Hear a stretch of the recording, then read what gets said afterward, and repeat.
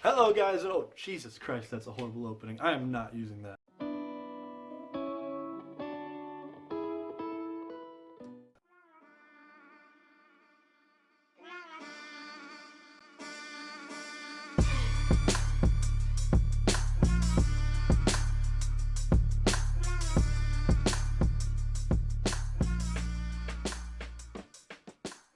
Hey, and welcome back to another one of my lists.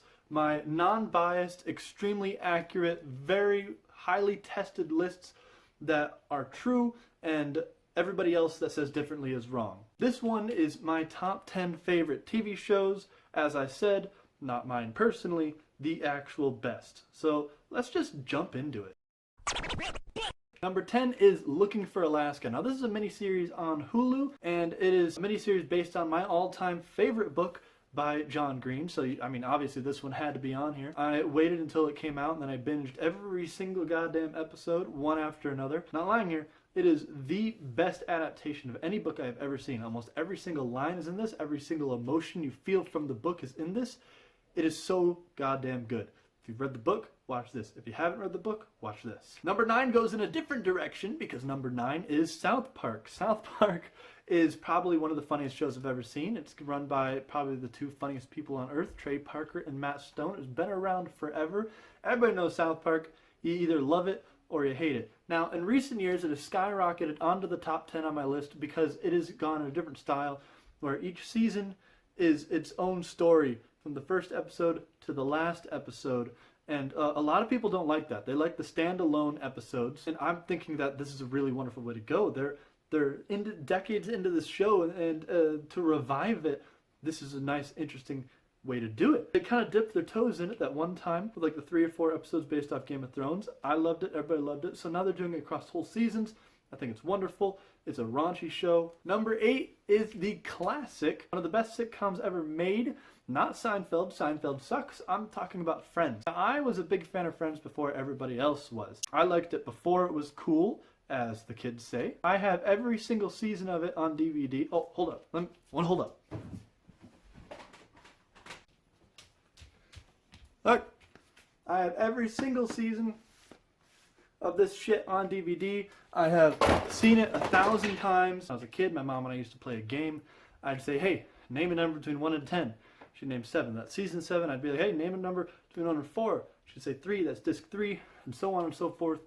I could win $1 million if there's a game show by naming which episode of Friends is it by one screen cap. Whew.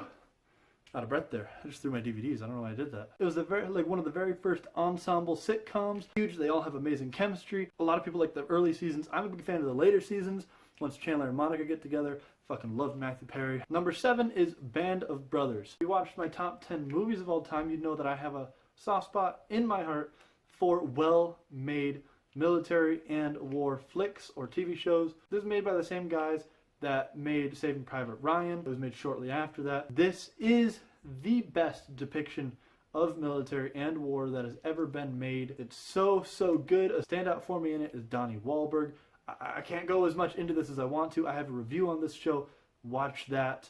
It'll convince you that you have to watch it. It's so goddamn good. I cannot tell you. I watch it once a year probably. Number 6 goes back in the opposite direction. This is BuzzFeed Unsolved. I am packing in BuzzFeed Unsolved True Crime and BuzzFeed Unsolved Supernatural. These are absolutely hilarious. They're helmed by Shane Madej and Ryan Bergara. Yes, it is on BuzzFeed, but it is like its own separate thing. They're like these two guys that they investigate paranormal situations, which I don't believe in, but that's the shtick of it. Shane does not believe in ghosts at all, and he's fearless, and he jokes around the entire time and has a blast with this because he doesn't believe anything. Ryan is a huge believer, but from season 1 to the season they're on now, I believe it's actually the last season they're doing now because they left BuzzFeed. Their production value has gone up. It's so good.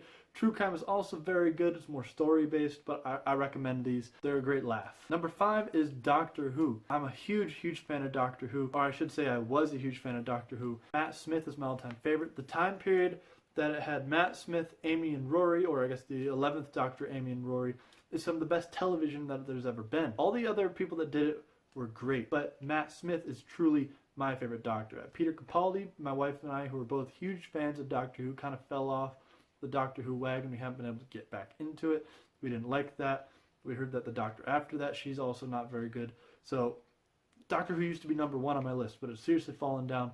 But again, this is another thing that holds huge nostalgia in my heart, and that's why I like it so much. Number 4 is Newsroom, the tragically canceled too early TV show from HBO by Aaron Sorkin. This is so good. Now, Aaron Sorkin also did The West Wing, which is a little bit higher on this list, but Newsroom is 3 seasons long.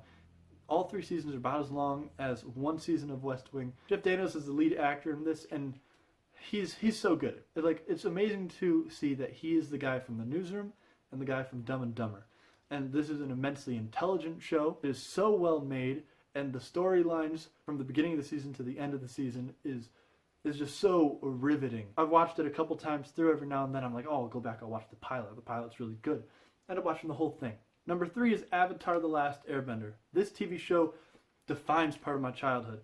This and Harry Potter were the 2 first fandoms that I was personally a part of. It's such a good show. It's an anime, but it's a cartoon. It's meant for kids, but millions and millions of adults enjoy it. It has the best villain redemption with Zuko out of any movie or any TV show or any book ever. I will stand by that. That is the hill I will die on. It has the best arc of almost any TV show ever, from beginning to end, with perfectly wrapped up seasons that ended when it should have. As an adult, I still enjoy this so much because it is so well made. It was technically on Nickelodeon, but this is a TV show for absolutely anybody. Number 2, like I said, would be higher than The Newsroom, is The West Wing.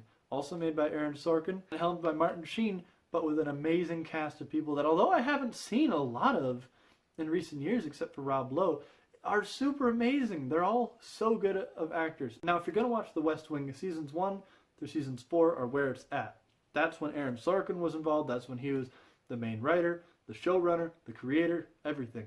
After that, the show has a massive decline until the last season, when it takes it in a completely different direction and follows a campaign for the next president. But seasons 1 through 4 are some of the best television, the best writing, dramatic, funny in a smart way.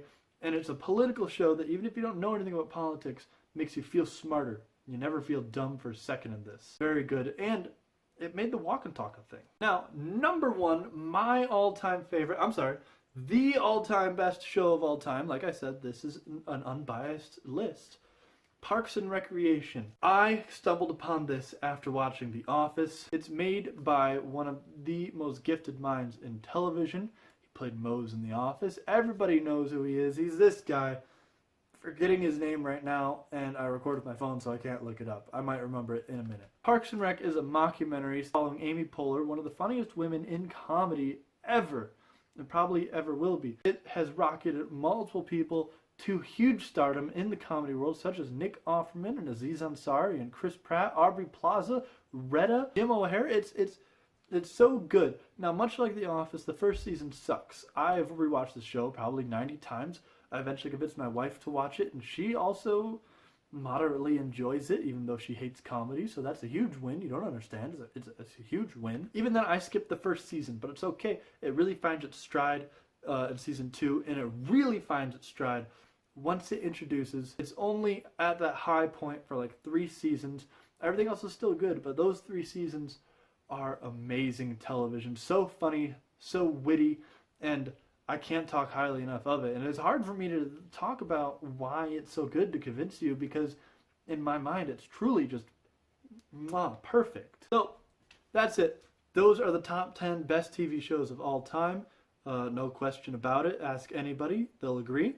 So thanks for watching, guys. Make sure to like, comment, subscribe, check out my other videos.